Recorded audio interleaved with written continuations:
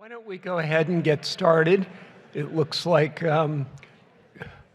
everybody's pretty much joined us at this point. Welcome, everybody, to the Fall 2024 CNI membership meeting. I'm delighted to see you all here. We have a fabulous turnout for this meeting, and I hope that you're going to find it to be a interesting, fruitful, thought-provoking, and enjoyable day and a half with us. So really glad you're here. I'm Cliff Lynch. I am the director of CNI, and I will be both moderating and presenting part of this session. I'd like to start with a bunch of welcomes.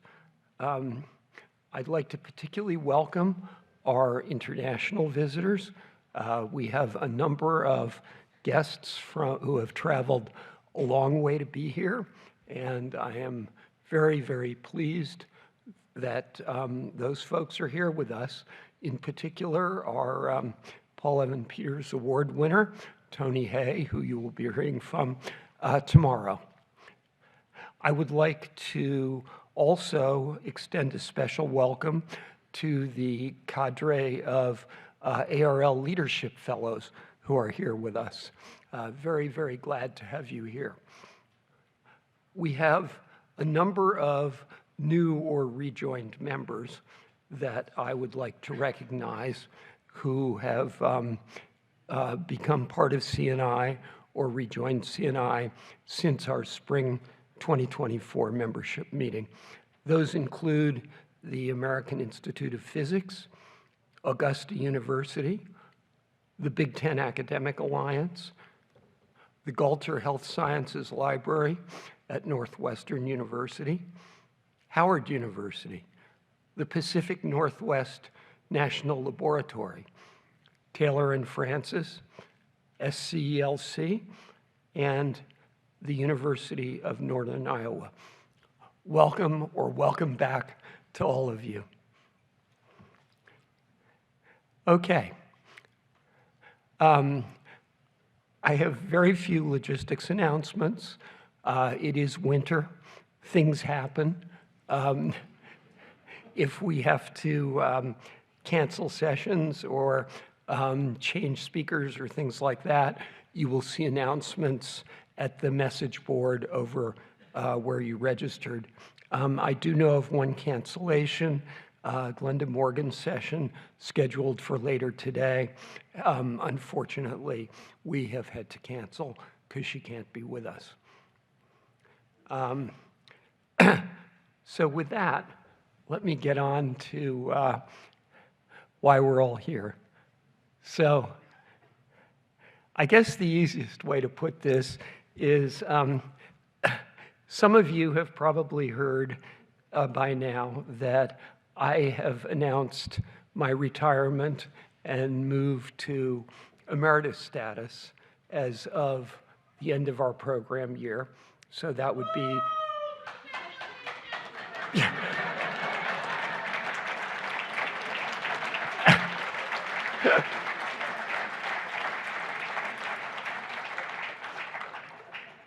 So that would be the end of June of 2025. So I will still have an opportunity to be with many of you at our spring meeting in Milwaukee. But this, in fact, is, I expect, the last time I will be doing one of these sort of survey of the landscape plenaries that have come to be a fixture at our December meeting. I'm sure there is some rejoicing and some regret about that. However, given that I am moving to emeritus status, we do need to handle a leadership transition, and Andrew Pace, the executive director at ARL and John O'Brien, the CEO at EDUCAUSE, our two sponsor organizations, have stepped up to organize that process. And Andrew is here with us to give you a report on some of that process and some of what they're doing to get ready for that leadership transition and assure that it is as effective and smooth as we're all hoping it will be. And I've been working with them to ensure that that happens. So at this point, I'm going to turn it over to Andrew, who will give you a report and have a sort of a member consultation. And after we finish with that, you will, I will do my survey of the landscape and prospects. So glad you're all here. Thanks for coming. Over to you, Andrew.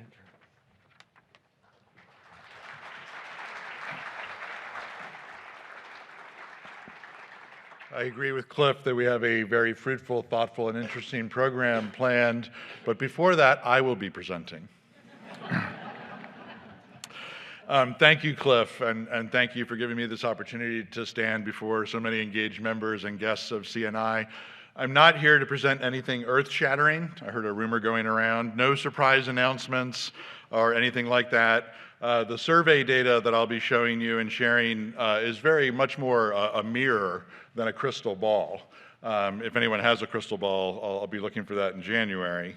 I'm going to dive right into my agenda because I want to leave as much time as I can to hear from many of you here in person as we can. The search for Clifford's successor will begin in earnest next month. The process and timeline is not fully established or carved in stone, so I welcome your input here over the next 2 days or later if you prefer. The bulk of this deck is presenting the results of a recent CNI member survey that we conducted last month. This survey data is hot off the presses and just being reviewed. But I thought we did not want to lose this opportunity to share what we've seen so far. The time in Cliff's plenary that he has so generously given to me to validate those survey results and see what resonates or does not with all of you is the main point. I do need to add a caveat that I am neither an expert on surveys and the best ways to evaluate them. That work is ongoing. Nor am I an expert in the history of CNI, despite years of participation and engagement in very different settings, just shy of a year on the job at ARL. When we get to your comments and questions at the end, Cliff has promised to stay on stage with me just in case they address some of those things that I am not the expert in. The survey came as a result of an opportunity to do an informal review of CNI in the wake of Cliff's announcement. This isn't CNI's first transition, but it's the first one in a very long time. John O'Brien, President and CEO of EDUCAUSE, and I assembled a small but mighty team composed of the ARL board, the CNI steering committee, to conduct a series of interviews with staff and the rest of the steering committee. This is the group that also put together the member survey in which many of you participated.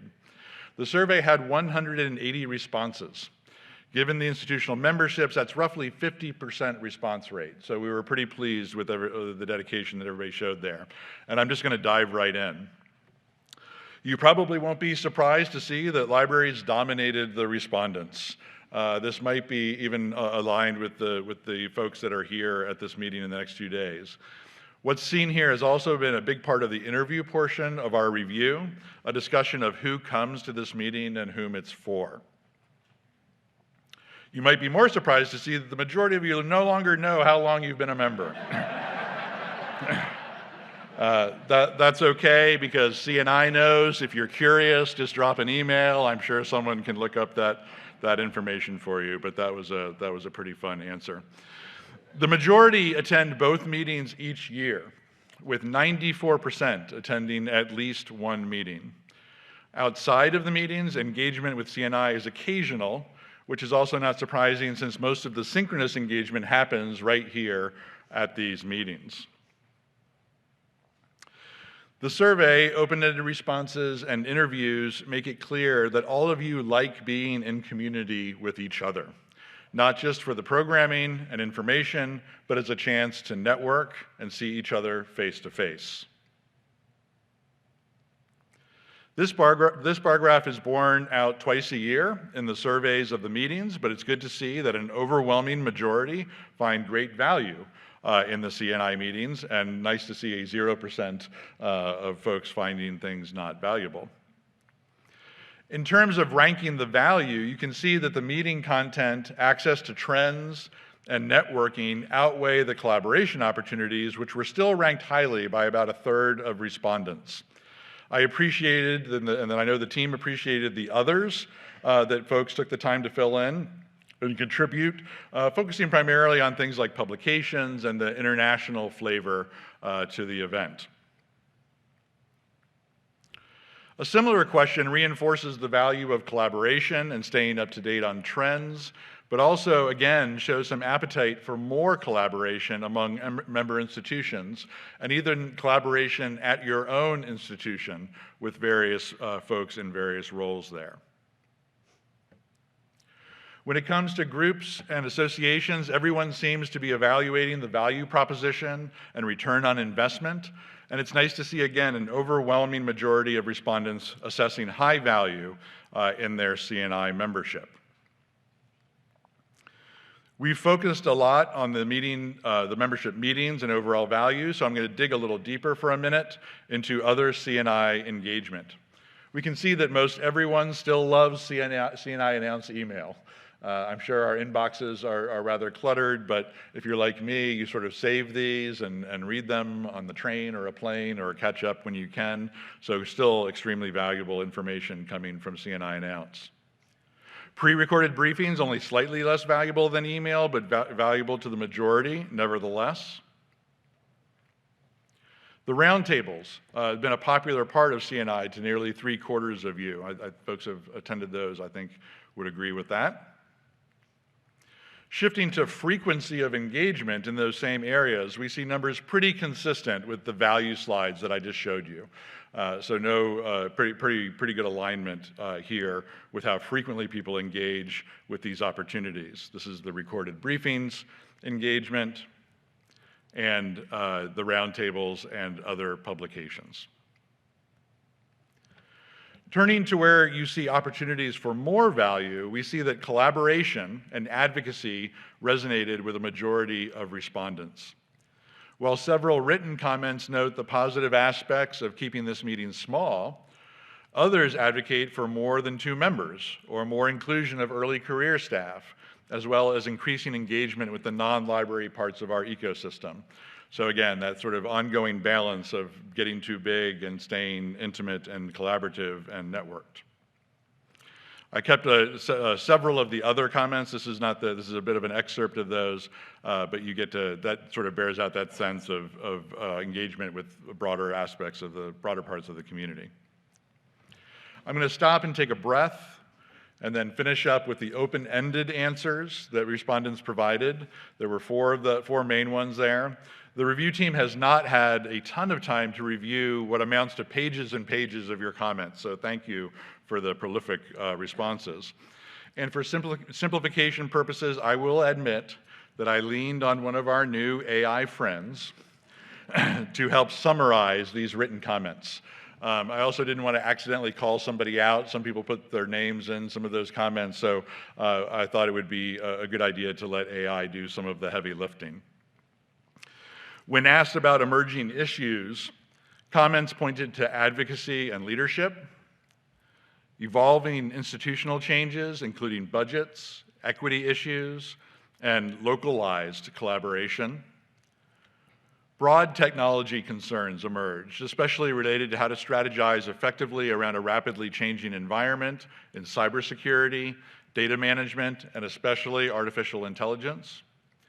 I've just spent the weekend immersed in the ARL CNI AI scenarios, so all I have left at this point is artificial intelligence. But what's also interesting when you look at this slide is that I think you'll see some interesting alignment in this list with the programming that is actually planned for the next couple of days. right? So again, not a ton of surprises in the things that we heard. Here is the long list of one things that ChatGPT summarized for us when asked what one thing could CNI do to be more valuable.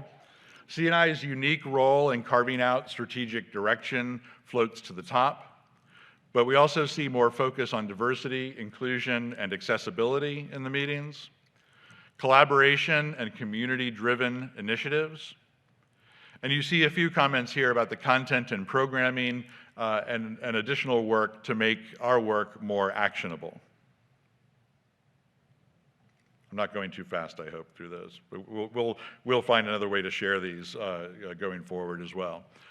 Given one more chance for open comments, you see a lot of the same themes as the previous slides: diversity, inclusion, and accessibility, increased collaboration, especially with CNI's parent organizations, ARL and EDUCAUSE, more partnerships across IT and structure for increased participation, and another mention of hallway conversations and their growing popularity. Our final question focused on the transition, and I took the liberty of splitting this into two parts.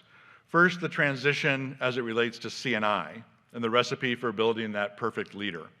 A visionary master of the humanities and sciences with credibility, a fantastic network, practical skills, a focus on diverse perspectives, and an excellent manager. CNI's leader should be a facilitator, cognizant of generational change, with an ability to carve a path for CNI. And of course, there's new technology to keep up with and some radical notions of changing the organizational structure. This shouldn't be a problem at all, right? If you know this person, if you're sitting next to this person, please see me immediately following the presentation. Just let me know. The second part of this transition is more, and I think appropriately as I close, about Clifford Lynch. It's easy to conclude that we will not find Cliff's replacement. We can only find his successor. The survey emphasized Cliff's tremendous impact on CNI, on libraries and IT organizations, and on our profession. Synthesis, coherence, communication of complicated topics and complex processes, these are all the things we hear in describing Cliff and his leadership of CNI. And he does it all with one of the most indefatigable and affable natures that I've ever encountered in our profession. And Cliff, thank you for your generous contributions to this process, the gift of your time as we undertook the initial steps in the review that will lead to a search. We'll have a lot more opportunities to thank you for your contributions, but I just wanted to add mine here as well. So now, I'd like to use the balance of the time that Cliff has given me to give it back to you. Before Cliff takes over to validate, I'd like to use this time to validate our findings. I'd like to know what resonates with you, what doesn't. If you didn't get an opportunity to answer the open-ended questions, the survey questions, now is your chance. The review team, the small and mighty review team, the lights are bright so I can't quite see where you are, is here and taking notes. So I hope that some of you will please take a chance, stand up, come to the microphone, and let us know how this resonates with you.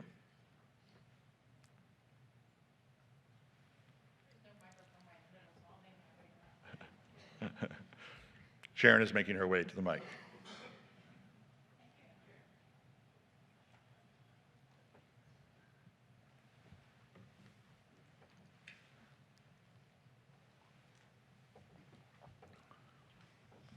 Sharon Pitt, Virginia Tech.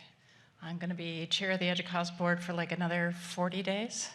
So I am an EDUCAUSE representative here and one of the small group of IT people who are attending. You know, you talked about the many, many characteristics that you're looking for in a new leader of the organization. And that can be just as frustrating for a new leader as well that doesn't necessarily know what the organization is going to be or how it is that you want to move forward. So I wonder how much strategic effort goes into really defining not only the characteristics of the leader, but the characteristics of the organization that that leader is going to lead. Because it can be incredibly frustrating to find the absolute best person out there and for that best person to not really know what it is that they expect the organization is going to do. So I would be looking for something that brings together that path forward for the organization as well as the leader that you're looking for, in hopes of having an authentic connection between those two needs. Thanks. Yeah, that's great, Sharon. Thank you. As I think about the job announcement in my head, as I do almost every day now, there's always that opening part that describes the organization before you get into the qualifications of a successful candidate. So yeah, certainly the interview process that we've been doing with the staff and steering committee and the time we'll have with you here, I'm hoping will help with that description of CNI as an organization. Thank you. Other comments, questions, issues, concerns, joys you'd like to share? Hi, I'm Todd Grappone. I'm at UCLA. One of the things I really enjoy about coming to CNI is really the sort of the opening presentation that Cliff gives, which is always full of interesting commentary on, content that's not necessarily related to libraries. Like last year, I feel like Cliff talked about satellite imagery of ships because they were not on the right kind of map, and it was a commentary on the fragility of, I think, global networks. And I really enjoy that. I think it's really great. Cliff's always been, thank you, Cliff, very supportive of me in my career, having done a number of presentations. He's, just, I think, someone who's as curious as Cliff is about kind of what's going on in the world and how that relates to technology and, what's going on, where those hidden gems are within the library community. That sort of curiosity, I think, is going to be really important in the next CNI lead. Thank you. Thanks. Thanks, Todd. Andrew. Eric. Eric Mitchell, UC San Diego. Again, Cliff, it's been amazing to watch you lead this organization. And the first commenter's point really struck home with me, kind of thinking about what the identity of CNI is going to be moving forward. It's a question I don't know the answer to, but something that has brought me to this conference just year in, year out is the ability to work kind of outside the library boundaries, and Todd just spoke a little bit to this. And so I guess the question I'd give the group of folks who are working on this is, how much of the identity of the organization is really leaning into those IT partnerships in the future? I believe the libraries dominate participation here. I don't know if that's actually the desired balance, or if we thought it was more 50-50. So that's my point. My add-on comment is just would love to hear a little bit more about the process, if you've got any of that defined. Yeah, I'm gonna punt a little bit and dance a little bit more, Eric. We were trying to get this what we were calling the internal review done before the holidays in December, and I think we're pretty much on track in terms of the data we've gathered, the interviews that we've done with folks, the steering committee, the staff, and the survey. To sort of wrap that up into a report that will say things like, we need a really good definition of CNI's identity. We need more, we've heard a lot about the IT partnership aspect, and I mean, I've been here for 2 hours, and already 3/4 of the conversations I've had with folks have been around those IT partnerships and the future of CNI. So trying to wrap that up before January. I'll be completely honest, we haven't decided as an organization, Educause or ARL, whether to use a search firm or not. It's a pretty quick timeline starting in January. Of course, several have promised that that's a perfect timeline for them. But trying to decide, whether we need that. It's a lot different than a dean search, right, or a library director search. And so using some of the traditional firms for that causes some issues of the overhead that we would have to put into that would be best if we did it ourselves. So haven't decided on that. I have, promised to Cliff that I'm going to try my darndest that by June 30th we know what's going to happen, so that he can take advantage of his decision fully. So not a lot. The timing of this meeting, I expected that over the next 2 days I'm going to be getting an earful of ideas and comments about how to do the search. So I wanted to take that input too before carving something in stone and making a decision and then scrambling after this meeting to change my mind. So, all right, thanks, Eric. Hi, this is Rosalind Metz. I'm at Emory University in Atlanta. I know this was a single bullet on a single slide, but there was the mention of diversifying topics and moving away from technology. And I just want to echo what Todd and Eric were talking about. This is the only place as a technologist where I get to come and hear topics that interest me. They don't exist in the rest of the library universe. And that, I think, is a problem, especially as more and more of work in society relies on technology. And I see that lack of understanding in many of the staff around libraries. How can we make sure that staff and leaders within libraries understand more about technology and the work processes associated with technology? And if anything, I want to echo what Eric said. I would like to see more technology conversations. There have been a few years where technology topics have sort of lulled in the conversation, and I have found those years less engaging versus some of the, I remember some of my first sessions listening to Cliff talk about like Wi-Fi and identity management. And quite honestly, I learned a lot about those things and why they are really important. And I think we shouldn't move away from technology. If anything, we should move closer to it. Okay. Thank you, Rosalind. Robert. Hi, everybody. I'm Robert McDonald at the University of Colorado. I want to thank Cliff for all his great leadership, because this group would not have been the same without him.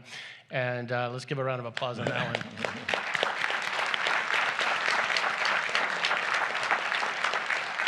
And I was glad that Sharon was here to give us a voice from the EDUCAUSE board, because as someone who's been engaged with EDUCAUSE a long, long time, I've seen the changes there, I've seen the changes here.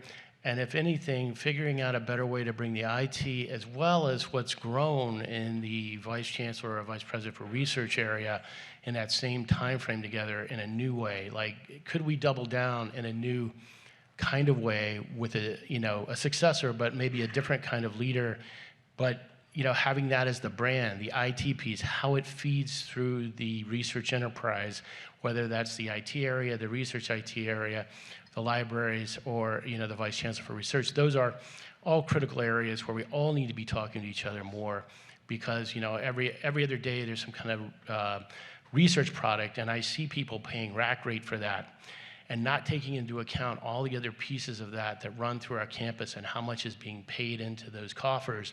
And we need to be talking more about how we can streamline that, minimize the cost, and get much more value out of that entire component. So, my thoughts. Thank you.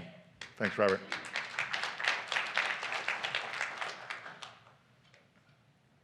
There's somebody coming. Sorry, it's very bright that way. I couldn't see you coming. Sorry. Thanks, everyone. This is Homa from Loyola University, Chicago. I just want to echo a few focus already mentioned about uniqueness of CNI. Absolutely, the IT partnership in our local institution, we have a fairly wonderful relationship, but we have been trying to educate them, because central ITS focus is pretty much knowing EDUCAUSE. There are a lot of common topics. Sometimes we come to talk to them through the library lens, through the CNI. But like I said, I just want to echo, focus already addressed the uniqueness about the libraries and IT. We share common ground in a lot of ways. Just bring more attention from IT side is really necessary. If we talk about technology topic like AI, now almost every single conference in the library. But like I said, well, we are looking for more broader, diverse, or in-depth topic for CNI. I really want to advocate what we are not losing the uniqueness, identity of CNI. And one topic, for example, like Identity management already mentioned the federal authentication. The entire majority of the library world is still doing the IP authentication. Things like that, I think the library side and the ITS side still very separate attention on our own thing, but bring those topics together for both ends of expertise in the future. CNI seems also one of those examples we have like common interest through the two community. Thank you. Thank you.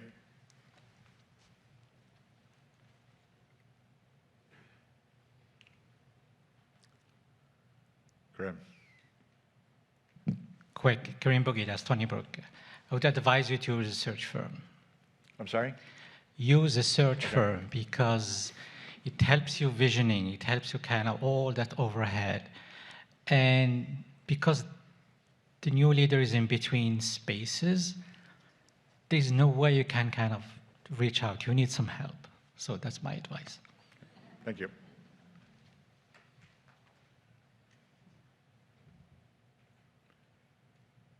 Going once. I'm now standing between you and Cliff's insights that everybody was saying they wanted to hear, so I'm quite cognizant of that. I will be here for the duration of the meeting.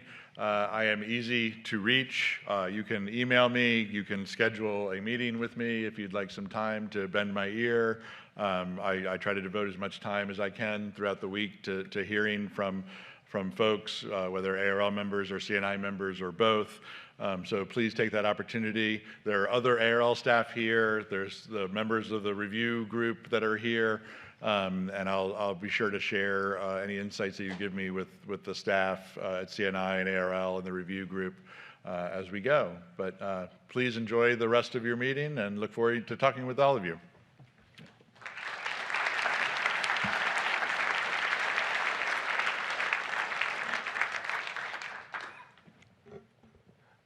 Thank you for that update, Andrew. And I know that Andrew will continue to take the lead in keeping the community informed on the progress and the trajectory of the leadership transition as we move into 2025. So thanks again for that update. Now, let me move on to the sort of landscape survey. And I'm going to ask your indulgence on two things. First, my voice is not great, and I hope you will put up with it. I'll do the best I can. And I'm going to do this sitting down because it's just going to be a lot easier for me. So I will talk from here rather than there. Now, here's a little context for this. So I have, for a number of years, been using the opening plenary in December to talk about things that are catching my eye in the broad landscape of research, teaching, learning, networked information, and to relate those where appropriate to CNI's program or its objectives, and in some cases to also try and make some projections or predictions, or at least get some key uncertainties onto your radar screen so that you and your institutions can start thinking about how to accommodate those uncertainties in your planning.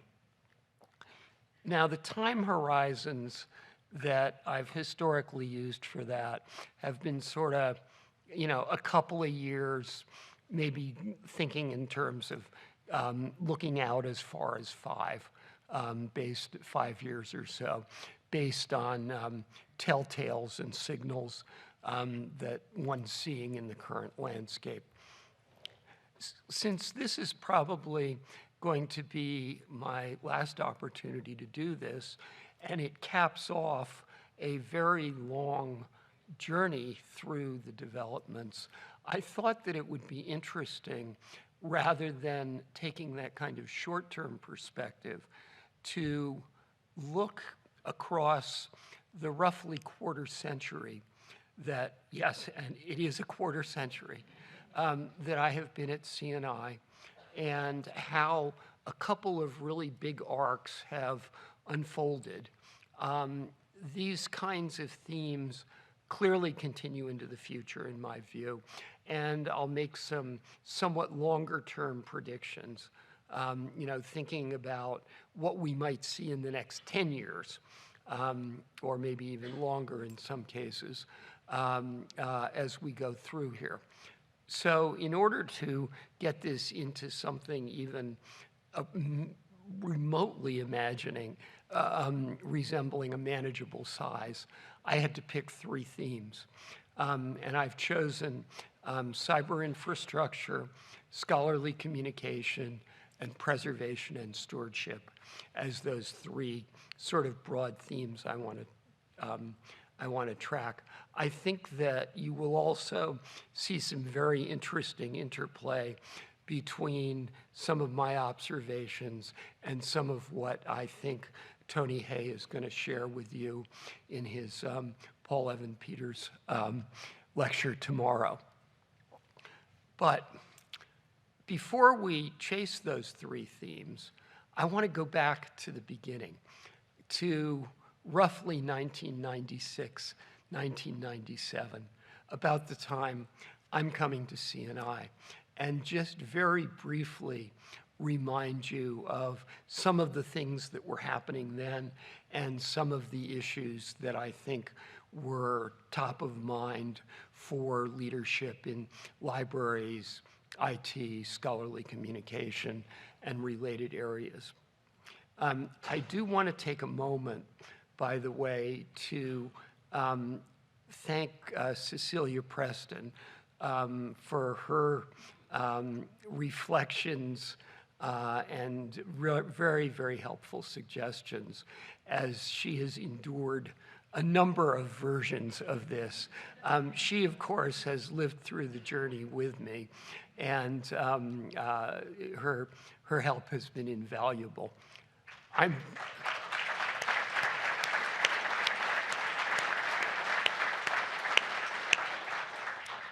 I'm also going to actually give dates here for a number of events. I found this to be very broadening and a little bit scary. Mostly, I seem to remember sequences of events correctly, but I didn't do very well in terms of anchoring them with dates.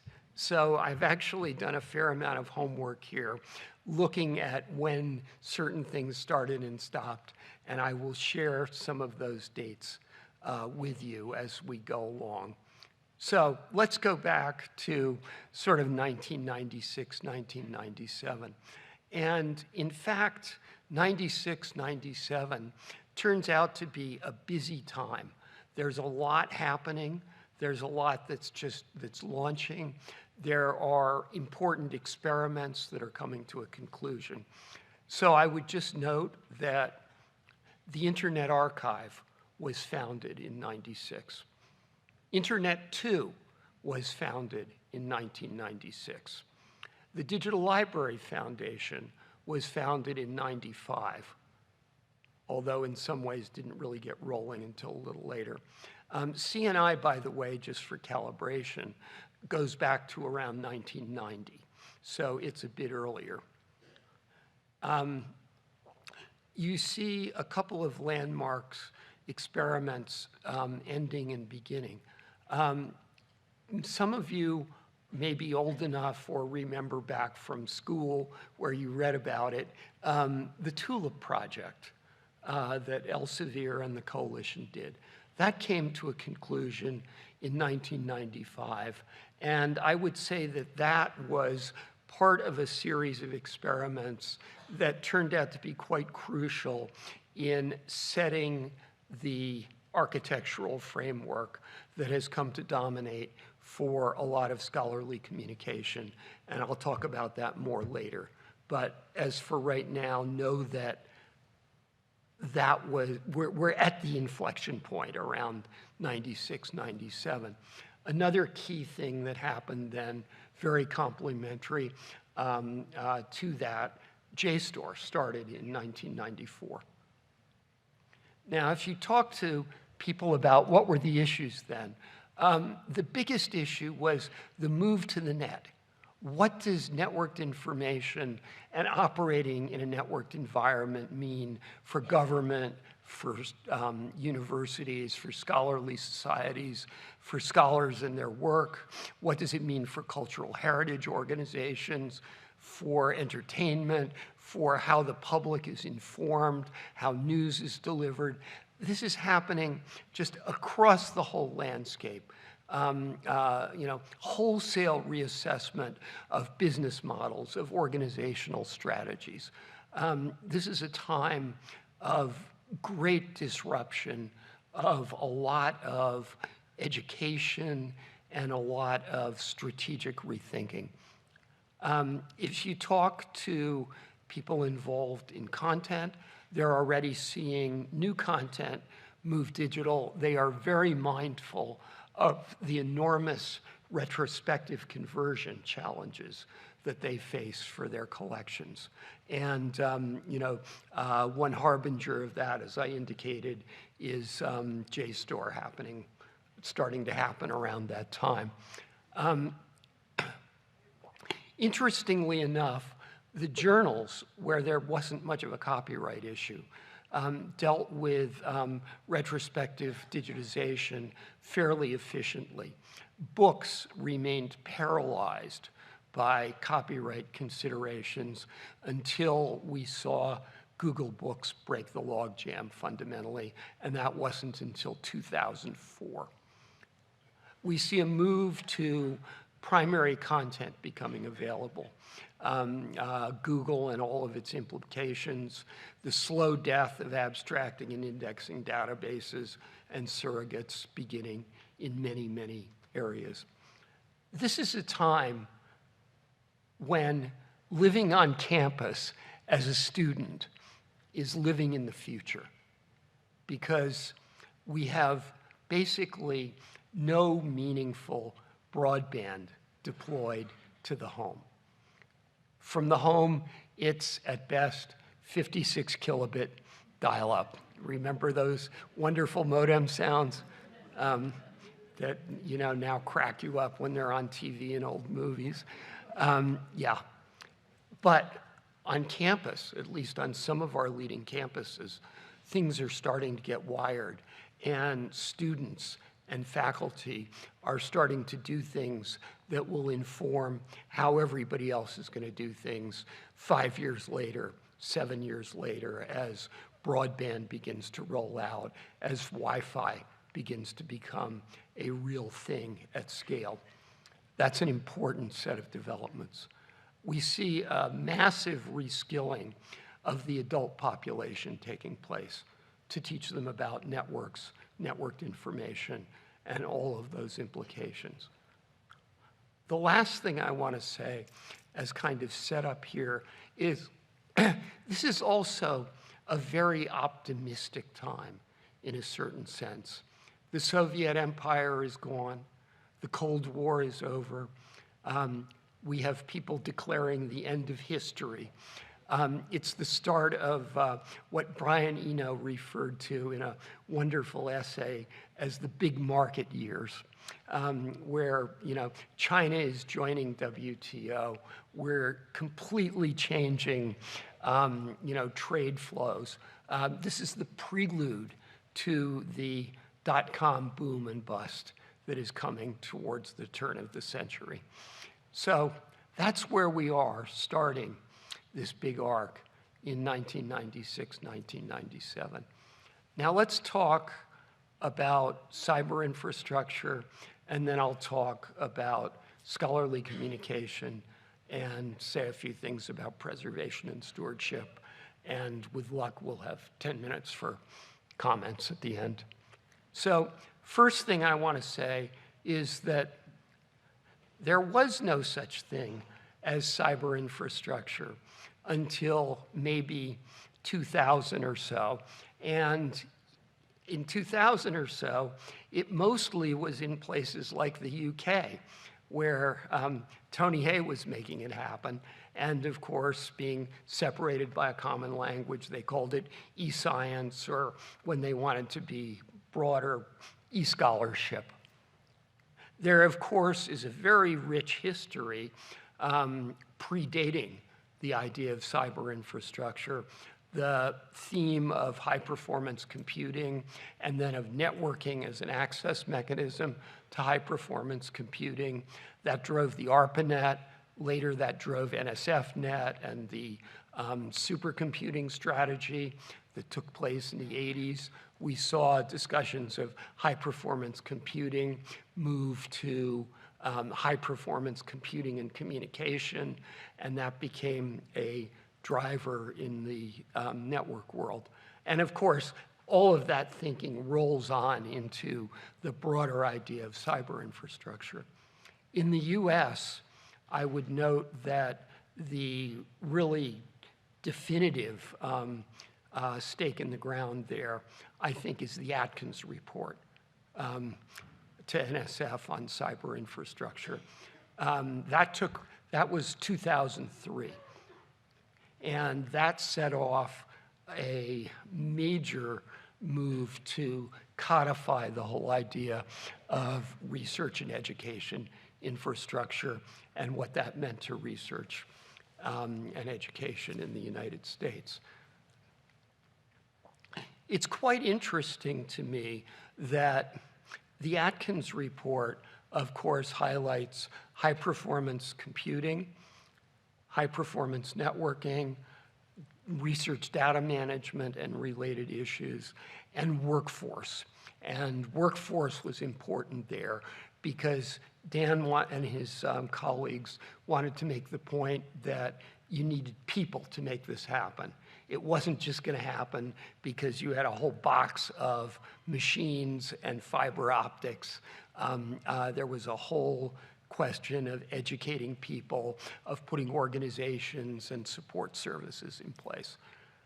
But while data was certainly part of the Atkins report, the whole idea of big data doesn't show up till much later. Some of you may remember the Nature cover about big data, for example. That was 2008. That was easy to look up because it turned out I had a piece in that issue. But that was about the time that the notion of big data really took hold. And then we had, building on that, the kind of work that Jim Gray was doing, the kind of work that was captured in the Fourth Paradigm book, and all of the developments around that Tony was so instrumental in. Those were all important steps in saying the scale of data and the role of data was going to become ever more important in the evolution of cyber infrastructure. Now, I would say that if I had to make predictions about the next round or two of cyber infrastructure, storage, and particularly archival storage, are going to become bigger and bigger issues. We don't really have the right technology now to do this in a way that has a manageable ecological impact, that has a good cost structure, and I think you're going to see a lot of technology developments happening over the next decade here. There's a very interesting report that the National Academies came out with earlier this year, I believe, for the intelligence community, looking at storage options for very large-scale archival data. And I should say, by the way, I should have said this earlier, we will put up a sort of a footnote page with some citations and links to some of the things like this that I mentioned here on the website in the coming week or so. I have literally been adjusting this talk until, maybe 6 hours ago, so we didn't get it done in advance. Okay, closely related to that, I think we're going to see cyber infrastructure increasingly entangled with the electrical and power grids. This is already turning out to be a major issue with some of the big commercial data centers who are essentially trying to do various kinds of bypass on the power grid. I think you're going to find that we're going to be doing computing activities and maintenance activities in the cyber infrastructure that are much more attuned to the short-term availability and cost of power in an opportunistic way and in a localized way than we've seen in the past. And I think if you look hard, you can already see a lot of trend lines in that direction. A really important observation, if you go back to the Atkins report again, libraries and scholarly communication are not really identified as a part of research cyber infrastructure. But over the course of the teens and into the 20s, but particularly I would say maybe 2008 to 2015, we had this sort of quiet, gradual integration of libraries and the scholarly communication system with the research cyber infrastructure. That was clearly happening by the time of the 2009-2010 fourth paradigm work. I would just make two footnotes here. One of the ways you discover infrastructure is when things either break and you realize you were relying on something as infrastructure that you didn't realize you were, or when it actually works, even though you weren't counting on it to be there. And you say, how clever was I to put that infrastructure in place? So we saw this in the pandemic with access to journals and preprints. The research enterprise had lots of trouble during the pandemic, but one of the things that it had very little trouble with, relatively speaking, was access to the research literature and access to mechanisms to rapidly disseminate new research. It's interesting that some of the holdouts that we saw got a lot of, from these trends and from absorption into infrastructure, got a lot of pressure during the pandemic, notably archives and special collections or core facilities. Both of those have gotten a lot more networked, a lot more friendly to remote access as a consequence of the pandemic. There's a very nice recent study by OCLC, for example, of how post-pandemic activities in archives and special collections have changed, which I think reflects some of this.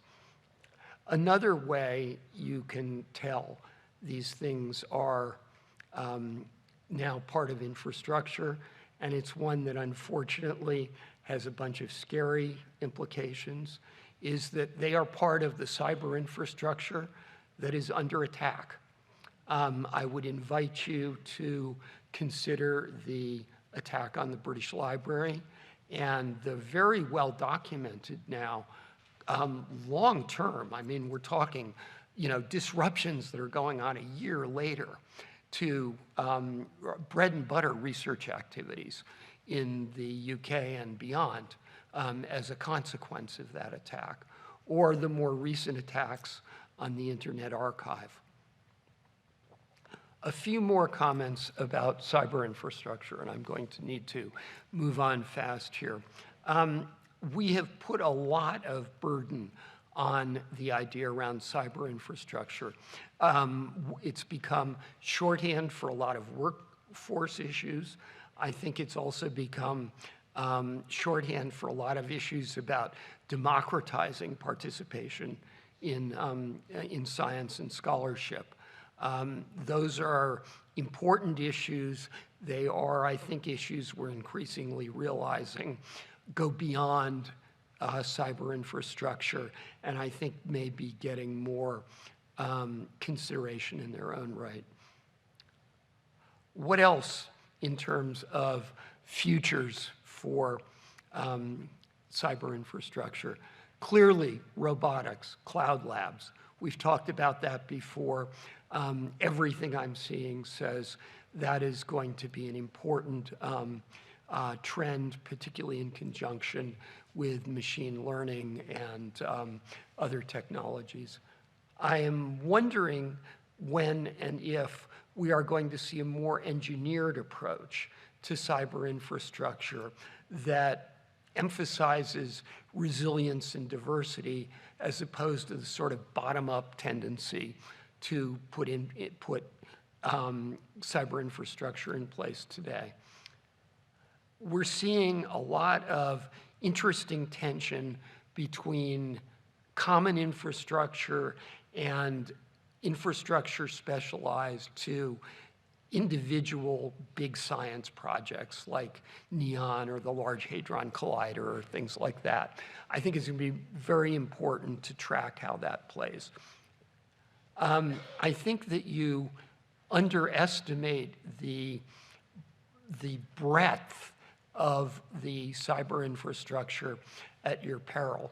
For example, it seems to me that we are going to see fleets of autonomous vehicles, drones, and things like that increasingly a part of this cyber infrastructure. You're already seeing the National Science Foundation thinking hard about how to integrate its research fleet, and yes, it has a research fleet, into their infrastructure and their cybersecurity thinking. I would note that there's clearly going to be a much greater emphasis on security in the evolution of cyber infrastructure.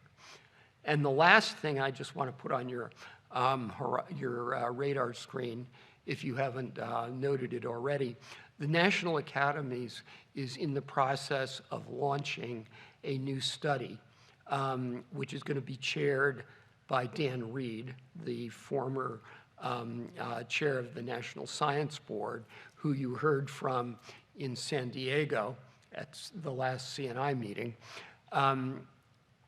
really taking a fresh look at what the next generation of cyber infrastructure is going to look like. So it feels a little bit like, you know, let's revisit the Atkins report 20 years later and see where we are. I think that's going to be an important development to watch. Let me move on to scholarly communication.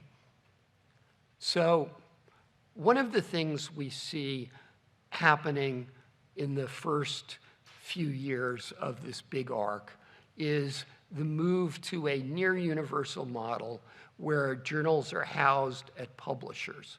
So the point is, in the digital world, each library isn't going to hold their own journals. The economics of that don't work. The workflows of that don't work. This was tried. Tulip was one of the experiments that sort of settled why this, for better or worse, was not going to work. Now, the implications of this are massive. Everything from reader privacy to authentication to preservation, and when we get to preservation, we'll talk about this as one of the great success stories in some sense in digital preservation, but also in the role of journals as data for computation, for data mining, for AI training. All of those things are fundamentally affected by this decision to go to centralized models of journal provision. This is a really important development that I think if you think about it hard, still is having echoes today in many things that are taking place. One of the things that fascinates me about it, by the way, is that this is a pretty centralized environment, and you'd think in light of some of the comments about the vulnerability of cyber infrastructure that we would have had more trouble with this in terms of attacks than we seem to have had so far, knock on wood. Another set of developments that I don't propose to spend time on here, but clearly are part of this arc, is a steady progression towards some kind of open access. And I don't want to get into defining types of open access, but just to sort of argue, more material is more accessible every year than the year before, I think.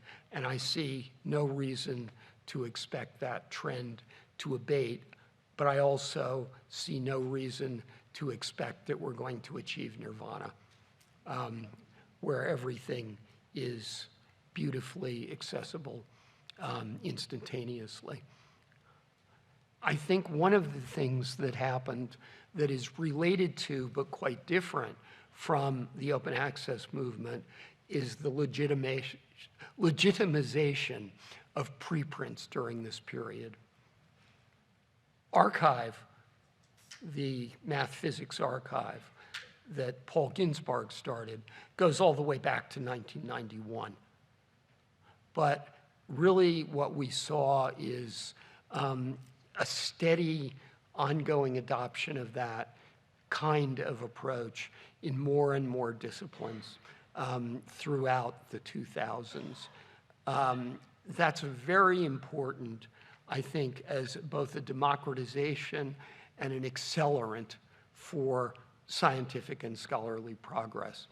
Interestingly enough, there are a few areas that were holdouts, mostly public health, medical, and related areas. It took the pandemic, ultimately, to break through the barriers there and really take us to a world where, for better or worse, preprints were accepted across the board. I think my view, at least, is we've got a win for scholarship here, but at a cost in terms of informing the public, of political decision-making, of social effects that we have not sufficiently dealt with. And I think the whole question of how we handle as a society unvetted but potentially high-impact information is going to be a major thematic challenge over the next decade. We're already seeing all kinds of harbingers of what's to come there. Across this period, we have seen journal article and data linkage, especially in, I would say, astronomy and biomedical journals as early leaders, but also in some interesting areas of the humanities, classics, for example, becoming an increasingly important theme. The interpenetration of databases and textual articles. We've also seen a lot of work, fascinating work, but work that still has a lot farther to go in terms of codifying meaning. For example, representing mathematical proofs in computationally verifiable ways. Fascinating work there and worth keeping an eye on. I think that it's important to recognize that during the course of this period, we saw the emergence of what I would call open science or open scholarship, which is very different from open access. It's really a culture shift, I would say, in scholarly practice, which includes collaboration expectations, thinking about how we assign credit, about public engagement, about treating different kinds of research products like software, like data, like workflows as first-class scholarly objects. This, again, has had pervasive effects, and you can see all of the work that has gone into developing infrastructure to link those different kinds of artifacts, systems to manage them and preserve them, workbooks to organize them, things like Jupyter or Mathematica. That's clearly a line of development that's going to be continuing. One of the most challenging areas here has been codifying knowledge. And this is one I still struggle with what to make of. We have seen, 20 years of investment in linked data and linked open data. We can see some real wins from it, but we can also see some striking limitations on it. It feels like we should be able to do more than we've done. I could give you an argument that would take us too far afield today about what biography, factual biography, might look like represented in data, and how that might revolutionize biography adjacent work of all kinds. Let me say a few things about futures in scholarly communication. One of the things that I'm fascinated by right now is the emergence of curated data environments. This is not the same as data curation. This is saying I'm going to take data from a bunch of sources, curate it, and make it into a resource. And this is a way of leveraging focused research programs that involve multiple players. We're seeing very interesting examples of this in the biomedical world, for instance. We also are seeing big sustainability problems around these things when you expect them to work for more than a few years. I think that this is a trend, though, that is going to need very careful consideration by large-scale funders going forward. I think we're seeing the emergence of these predictive and experimental hybrid databases where you've got machine learning things making predictions, systems with robotics verifying or fine-tuning the predictions, and then cycling it in various ways. This is how we're going to connect this up with the sort of traditional publishing world is a very, very open question. I think one of the ways I'm almost shorthanding it at this point is, when is the result of an experiment a database entry, and when does it merit to be a human essay designed for humans? When are we going to have machine learning systems talking to audiences of machine learning systems? When are we going to have humans talk to humans? What are the characteristics of each, and how do things cross the lines? You can actually, if you look at these ARL CNI scenarios, see that set of questions hinted at. But I think those are going to be very central in the coming decade. Also fitting in there, I would say, is the new importance of negative results or inconclusive results as input for training AI and machine learning systems. I'll just mention two other big questions in scholarly communication. I am starting to see arguments that say we are approaching the limits of what government can afford to do in terms of its level of funding STEM research, and the need to better coordinate industry, government, and academia in their research efforts. I think there's some truth in here. There's an important insight in here, but it's going to create some amazing new stress points for open science and the practice of open science. And while we're on to stress points for open science. How do we square open science practices with newly reemerging issues around national security and the issue of countries that are happy to share your open science data, but aren't sharing their own and aren't permitting their own researchers to follow open science practices? Are we going to see open science, but only within certain kinds of alliances of nations? I don't know, but I do see an issue coming there. Finally, I just want to note that we should not overlook the massive systemic problems that are facing the system of scholarly communication.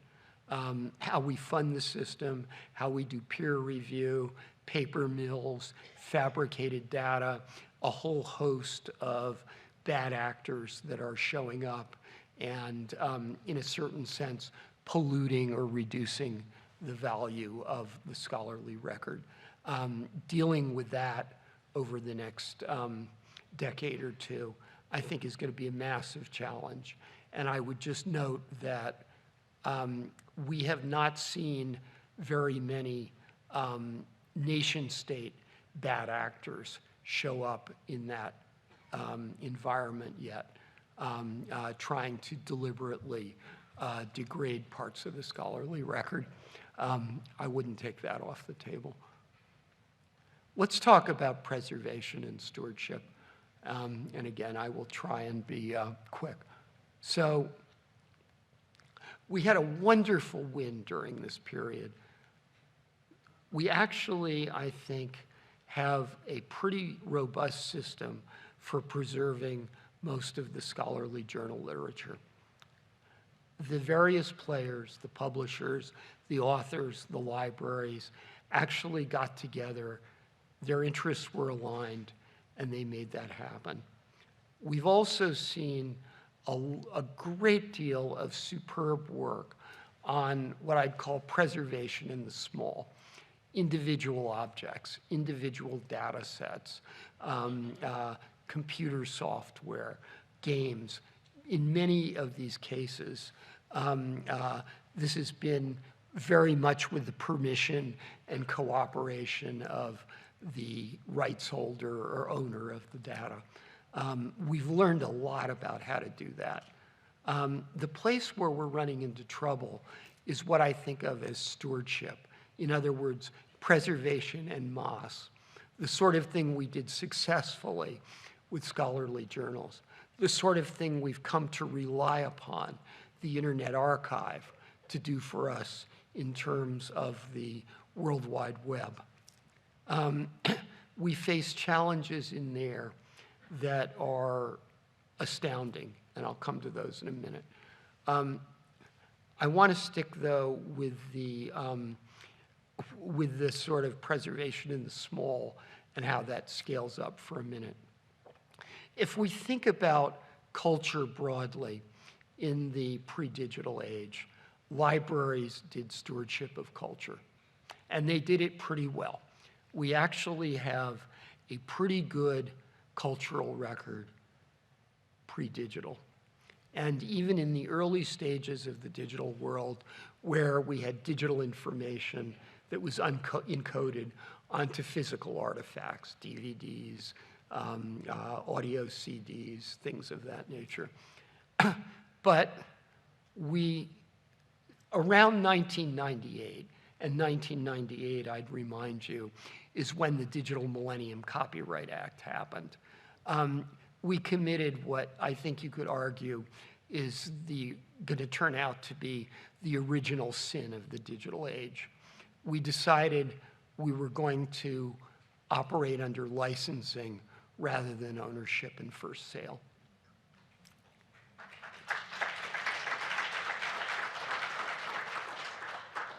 Everywhere you look in terms of the stewardship of culture, you have disasters ensuing as we move away from physical artifacts, as we move to, a world of streaming music on demand, streaming video on demand.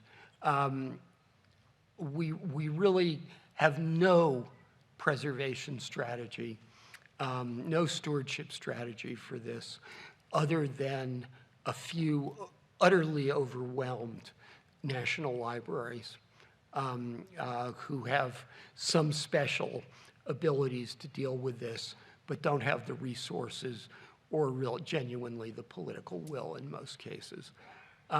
This is just a stunning debacle, and one that I think challenges us to redouble efforts to document and ultimately to reshape public opinion around in the coming decade. The final thing I want to talk about in terms of stewardship are, well, two things. First is responsibility. Somebody needs to decide who is going to take the responsibility for the long-term preservation of the scholarly record, particularly as it affects data. And right now, the universities and the funding agencies have been in this sort of horrible dance, each one trying to stick the other one with the problem. Despite all of that, it's absolutely clear that the scale of need is utterly incongruent with the level of resources that are likely to be available. We are also doing a very bad job at trying to figure out what we're going to keep, what we're going to get rid of, when we're going to get rid of it, and how we're going to get rid of it in an environment where we are less and less able to retain more and more material. We're going to be forced to step up to that, even if we do successfully grapple with the taking of responsibility. The last thing I want to observe in terms of stewardship is that we are facing stewardship problems now that are very different than what we've seen in the past. For example, and I've come to think of this in very recent years as it's almost system stewardship. You can talk about stewardship of, the scholarly record or of a specific class of material. But what we're talking about here is how we document and remember very large-scale systems of significant social impact. So your poster child for this is social media and its effects and what it did. The notion of, oh, we're just going to archive social media comprehensively, clearly ridiculous. But we still need to learn how and figure out who's going to take the responsibility. And here we have a new and very different set of legal problems. This isn't just about copyright anymore. This is about establishing social and political will and public opinion that says we need to deal with remembering and documenting these things. I think stepping up to this is going to be another absolutely key role for memory organizations and particularly libraries. And it's also going to be a challenge that is going to require some incredibly clever intervention by technologists who really understand how this works. So those are a few of the reflections I wanted to share on three really big arcs that have been central to, I think, the last quarter century at CNI, central to the evolution of networked information, certainly seem very central to my thinking of how things evolve and how to think about the next decade or so as we go forward. I apologize if I've left out your favorite facet, even in these 3 areas. As I've worked through this, I've realized each one of these could be a really enjoyable 3-hour conversation.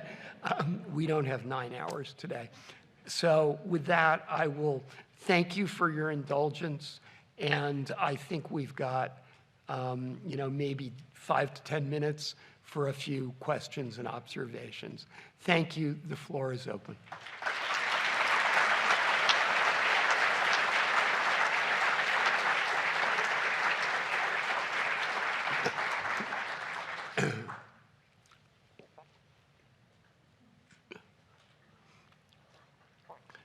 And since it's so hard to see, I'll just invite whoever's near a microphone to start talking, and we'll deal with collisions as they occur. Hi, University of Michigan, Boyan Kim. Hi.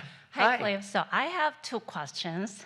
The first is, could you say a little bit more about the importance of inconclusive or negative results as a training data for machine learning? Because I was curious if you were meaning that those would be interpreted by machines and then would create like discovery of findings that human researchers wouldn't be able to find, or something else. And then the second question is, I would love to hear a little more about your thoughts about what to get rid of, how to get rid of, and when to get rid of things. Thank you. Okay, the first one is actually pretty easy. We see a lot of work going on essentially using positive results to train machine learning algorithms to predict things. You see a lot of this in areas like protein folding, material science, things like that. The problem is that in many of these fields, there has historically been little motivation for publishing negative results.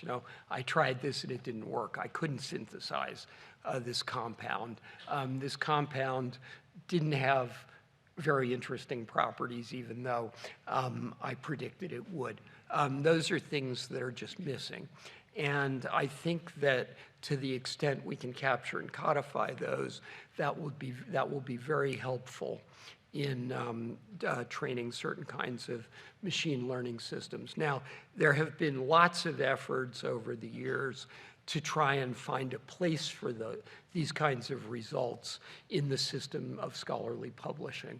I would say these have met with mixed success, but that maybe it's time to take another look or redouble our efforts there.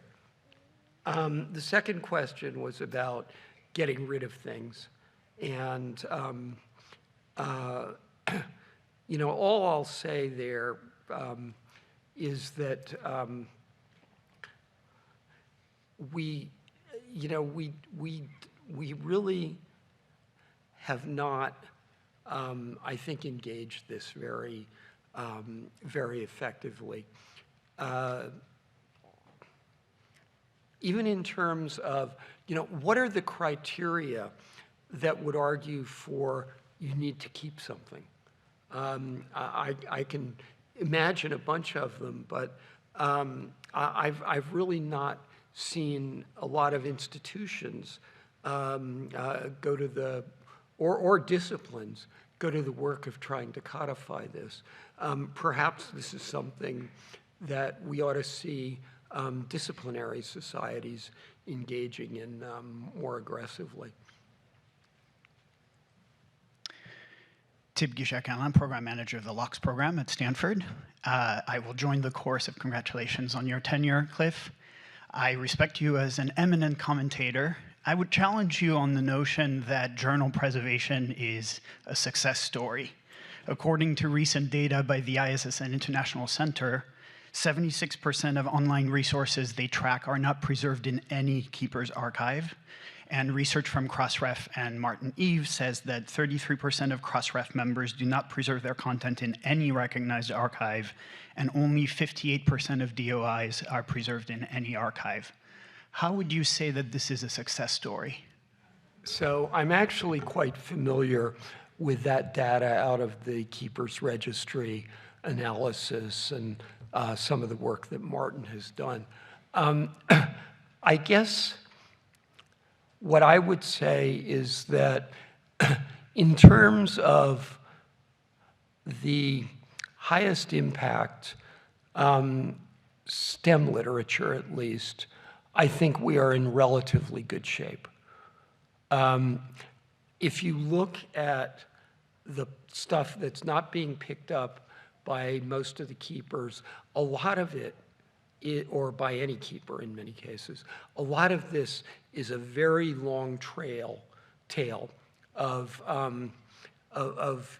one-off publications, small publishers, infrequent publication.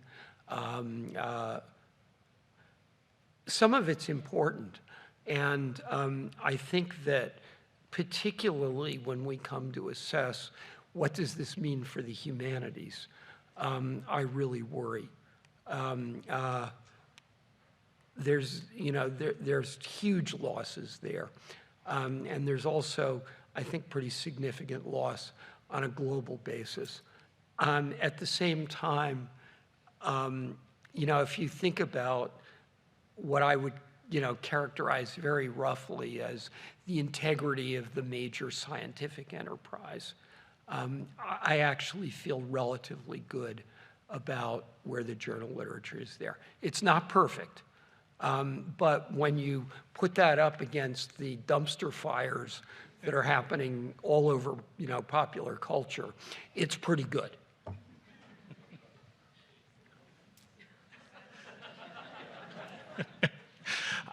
Mark Dumlow, University of Notre Dame.